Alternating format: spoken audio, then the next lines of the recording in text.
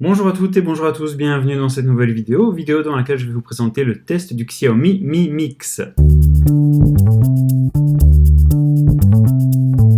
Dans une précédente vidéo, je vous avais présenté le déballage de ce Xiaomi Mi Mix, je vous invite à aller voir la vidéo si jamais vous ne l'avez pas encore vue. Ce Xiaomi Mi Mix qui présente donc la particularité d'avoir un écran quasiment sans bord et surtout, comme on peut le voir ici, l'absence d'écouteurs, de caméras et de capteurs à l'avant sur la partie supérieure du smartphone. Le haut-parleur a été remplacé par un effet piézoélectrique, le capteur de proximité est quant à lui un capteur à ultrasons caché derrière l'écran. La caméra frontale ainsi que le capteur de luminosité se trouvent quant à eux sur la partie inférieure. Ce smartphone est fabriqué entièrement en céramique et comme on peut le voir, c'est une surface très réfléchissante qui va énormément capter les traces de doigts.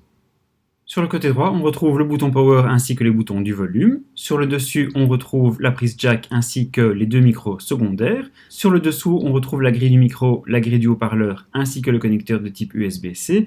Et sur la gauche, on retrouve l'emplacement du lecteur de carte SIM. J'en profite d'ailleurs pour signaler que le téléphone est dual SIM. Au dos, on retrouve l'appareil photo de 16 millions de pixels, le flash double ton double LED, ainsi que le capteur d'empreinte digitale. Ce Xiaomi Mi Mix qui possède donc un écran de 6,4 pouces, c'est une technologie IPS LCD. L'écran a une résolution de 1080 pixels sur 2040 pixels. On voit ici très bien les bords ultra fins de cet écran et on peut également voir que les coins de l'écran sont totalement arrondis, contrairement aux autres smartphones. Le téléphone est équipé d'un chipset Snapdragon 820 avec un processeur quad-core. Il existe en deux versions, une version avec 4 Go de RAM et 128 Go de stockage et une autre version avec 6 Go de RAM et 256 Go de stockage. Je précise que le téléphone n'est pas équipé d'un port pour carte micro SD. Pour ceux qui sont intéressés, voici les résultats de Geekbench et de Antutu. Au niveau de l'autonomie, je dois dire que j'ai été très satisfait de ce téléphone. Le téléphone est équipé d'une gigantesque batterie de 4400 mAh. On dispose de la technologie Quick Charge 3.0. On pourra recharger le téléphone de 0 à 35% en seulement 30 minutes et obtenir une recharge complète en seulement 1h30. Le téléphone est évidemment un téléphone 4G. Attention cependant, il ne dispose pas de toutes les fréquences et notamment plusieurs fréquences utilisées en France par différents opérateurs. Vérifiez donc bien avec votre opérateur si l'appareil pourra fonctionner en 4G. La qualité de son est assez correcte, je vous laisse avec un petit échantillon audio.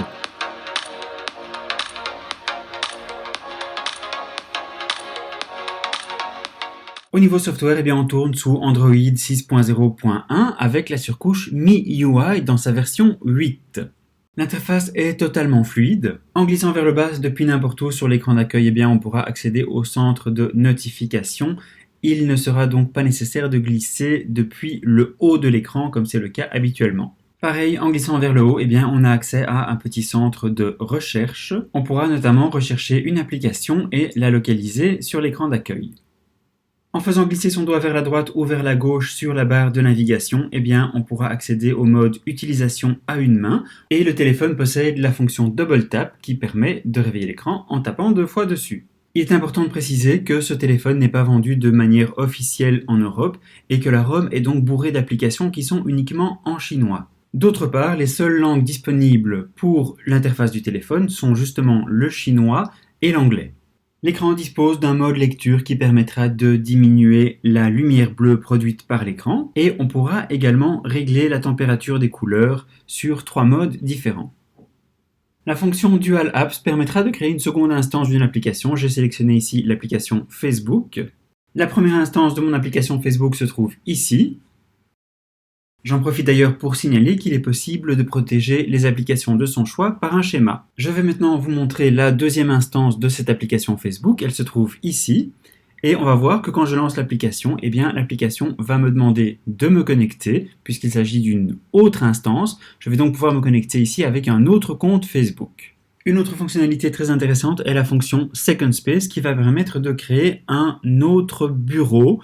Et c'est en fait comme si on aurait un second téléphone. Alors ici, on peut voir que le bureau est en train d'être créé. Voilà, j'ai un tout nouveau bureau. On peut voir que le téléphone, c'est comme s'il était sorti d'usine. Il n'y a rien d'installé. Et pour retourner sur mon précédent bureau, je clique simplement ici. On me demande alors de m'enregistrer.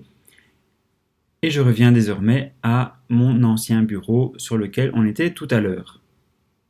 L'appareil photo principal situé au dos fait 16 millions de pixels. L'appareil avant de 5 millions de pixels est situé sur la partie inférieure de l'écran et il faut malheureusement signaler que ce n'est pas spécialement pratique et pour prendre de bons selfies, il faudra retourner l'appareil. L'appareil dispose de très nombreux modes, dont notamment le mode panorama, le mode embellissement ainsi que le mode manuel. Le mode manuel qui permettra d'effectuer différents réglages tels que la balance des plans, le focus, le réglage de l'exposition, etc. En bonne luminosité, eh bien, les clichés sont plutôt corrects et je dois dire que les couleurs sont relativement justes. Par contre, il faut quand même signaler que lorsque la luminosité diminue, eh bien, malheureusement, la qualité s'en ressent. Au niveau des selfies, eh bien, encore une fois, lorsque la lumière est bonne, les clichés sont plutôt réussis.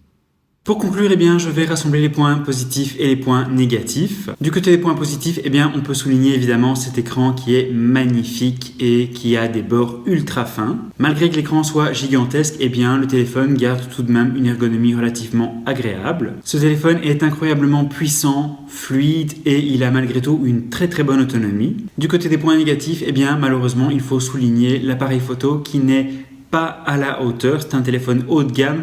L'appareil photo, lui, est plutôt moyen de gamme. Gros point faible, évidemment, c'est le fait que le téléphone soit uniquement en anglais. Alors, il existe des ROM francophones, mais malheureusement, l'installation n'est pas à la portée de tout le monde. À noter également certaines fréquences 4G qui sont absentes et qui donc pourront perturber la bonne réception de la 4G chez certains opérateurs. Et voilà, c'est ici que s'achève cette vidéo. Je vous remercie beaucoup de l'avoir regardée. Si la vidéo vous a plu, n'hésitez pas à lui laisser un petit pouce bleu, ça me fait toujours énormément plaisir. Merci encore et à très bientôt dans une prochaine vidéo.